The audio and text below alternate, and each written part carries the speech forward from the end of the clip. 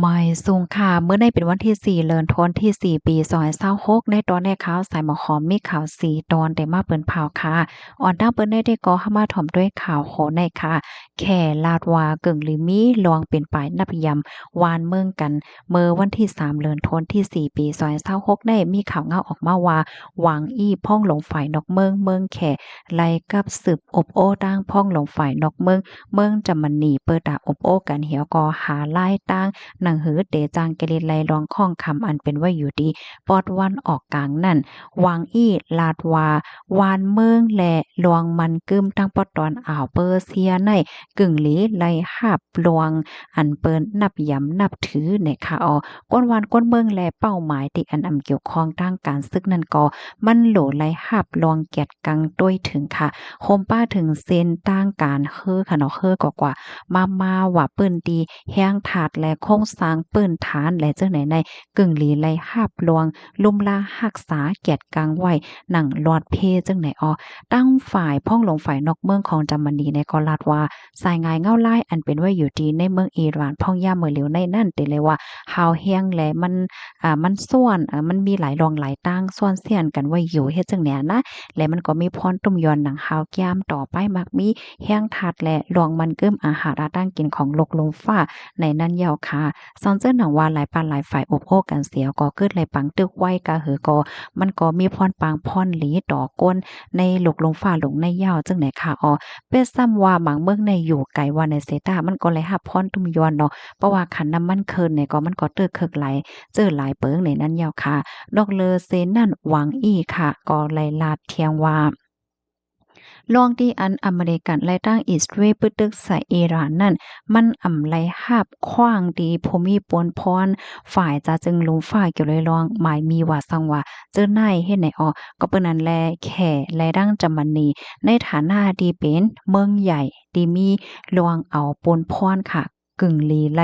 อยู่เป็นกลางอำเกิงกว่าฝ่ายใดฝ่ายหนึ่งเนี่ยค่ะปยก็คับเคิงกว่าหนังหือซ้ำป้อเต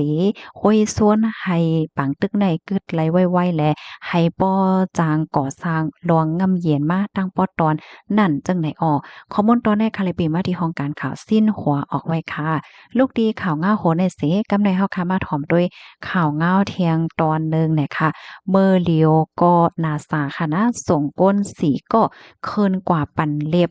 ลูกเลินไหนค่ะอ๋อเผื่อว่าเคินกว่าเย้าเนี่ยก็มีหลวงของคำกำเหลียวนั่นได้ก็เป็นห้องพายห้องนำไหนค่ะเมื่อวันที่3เดือนธันวาคมปี2026ได้มีข่าวก้าวออกมาว่าเฮนาสาค่ะเนาะก็เลยส่งก้นขึ้นกว่าเล็บเนอเลินยาวค่ะเขาก็เลยออกมาเปิ้นเผาว่ามีหลวงข้องคำกำเหลียวนั่นค่ะเนาะย้อนก็เปว่าอันเป็นห้องพายดีอันพายเนี่ยค่ะมันมีหลวงข้องคำเฮ็ดจังได๋เสียก็เฮ็ดให้ก้นอันออกข้าวตั้งกว่าเนินเลินนั่นค่ะนะเขาก็เลยหาไล่ตั้งเกร็ดลองข้องคำในเนี่ยค่ะเลื่อนสุดก่อนเลยฮู้ว่าเกร็ดลองข้องคำกว่าไลเฮ็ดจังได๋ค่ะค่ะมื้อเลียวได้ก็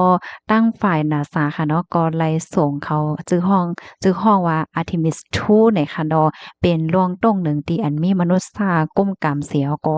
ส่งขึ้นกว่าปันเล็บเนื้อลูกเลินในนั้นค่ะนับตั้งแต่เมื่อปานที่ป่นมานั่นก็เป็นอ่า ฟอลโลว์เฮ็ดจั่งใดคะข้าวตั้งปอกกำได้ค่ะก็มีคริสติน่าโคลสเจเรมีแฮมแซนวิกเตอร์โกเวอร์และริดไวส์แมนนะคะเจอเขาสีก่อค่ะเดี๋ยวก็ออกข้าวตั้งมีไว้อยู่ดีเนื้อกลางข้าวตั้งปอกในๆเดี๋ยวเขิงหมอก10วันจังไหนนะคะค่ะสังว่าค่ะอ่านสิงออกผิดในออกความพันอีกนึงเนี่ยค่ะเนาะลูกดีข่าวง่าโหในเสแลกำได้เฮาค่ะมาถ่อมด้วยข่าวง่าวเที่ยงตอนหนึ่งค่ะก็เป็นแม่ค่ะเนาะผู้หญิงคนหนึ่งคบทบยา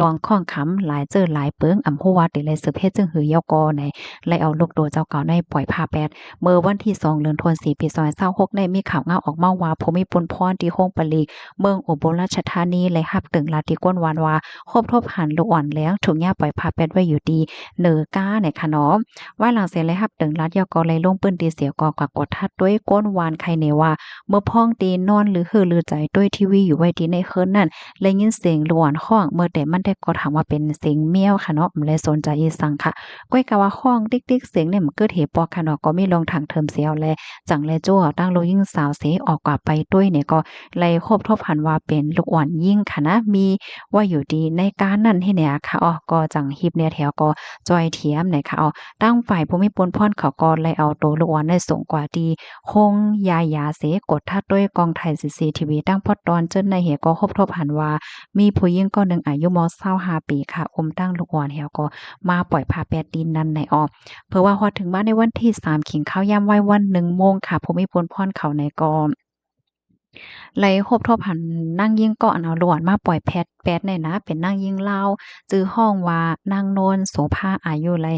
25ปีค่ะมานั่งในเป็นก้นตีจำปาสักเมืองลาวเสียวก็ไหลมานั่งในรัฐนี่ที่ภูมิปนพรเขาว่าม่วนตั้งแต่ก็ยามเหตุการณ์จ้อมก็เป็นโผเป็นก้นลาวตีเจดอนนครราชสีมาค่ะข้าวยามสืบมาค่ะ2ก็ผมเอก็ไหลเปียดกันไหลเพตั้งกันสืบนั่นในมานั่งเนี่ยก็ไหลเหตุการณ์แทงตีเจเว้งของเจียมเจดอนอบลราชธานีสิมีโผแทงเป็นก้นไทยเนี่ยค่ะอ่อนตั้งตีเป็นนั่นแต่ก่อนเลยมีลองพิษหม้อกันตั้งก็เป็นโผไทยเนี่ยมานางก็จังไรปลายมาหาอ้อยก็เป็นเจ้าเล่าเหมือนกันตีเจเว้งเมืองอุบลราชธานีเจอมื้อวันที่30เดือนธันวาคมนั่นยาวค่ะข้าวยามสืบมาเนี่ยมานั่งก็ต้องเจ็บเนี่ยค่ะมานั่งเนี่ยโคโตว่าป้าต้องให้ไหนๆเฮ็ดแล้วมานั่งก็กว่าเกิดลูกดีโฮงยาค่ะ ตั้งห้องยาก็ลาดว่าค่าใช้จ่ายอันสูงมากเกิดลุกในแม่นอยู่12,000เฮงวาทมานั่งก็ว่ามีเงินน่ะเนาะห้องยาเขาก็ว่าเป็นทั้งจ่ายกำอิดกำออดก็ไหลเฮ็ดให้เขาเพื่อว่าพอถึงมาในวันที่2ค่ะมานั่งก็ไหลอมเอาตั้งลูกอ่อนในคณะกว่าหาโอ้ยก็อันเหตุการณ์อยู่ดี